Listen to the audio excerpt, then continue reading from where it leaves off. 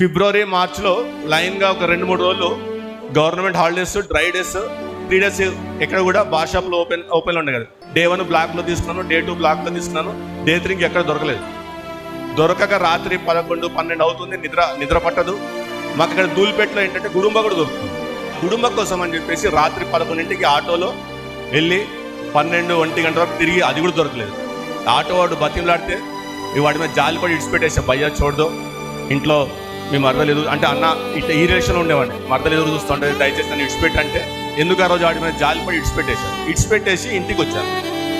ఇంటికంటే రూమ్కి, ఇంట్లో కూడా ఉండేవాడిని కాదు.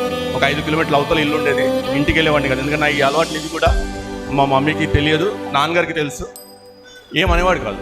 ఎందుకంటే ఆయన ఒక ATM మిషన్గా ట్రీట్ చేసేవాడు కాబట్టి ఏమనేవాడు కాదు. ఆయన బలహీనత అప్పుడు అది. రూమ్కి వచ్చాక రూమ్లో ఒక బైబుల్ ఉంది మూలన. ఇట్లా నేను నిద్రపోవాలా, మళ్ళీ ఉదయం లేస్తే పనికి వెళ్ళాలా, నిద్రపోవాలా రాత్రి పూట అన్న ఆలోచనతోనే ఆ రోజు బాగా కథలు పడతారు, ఈ బుక్ పట్టుకుని ఏముంది ఇందులో అని తీసి బైబుల్ తీసుకున్నాను. నాకు క్రైస్తవులు అంటే బహుద్వేషి.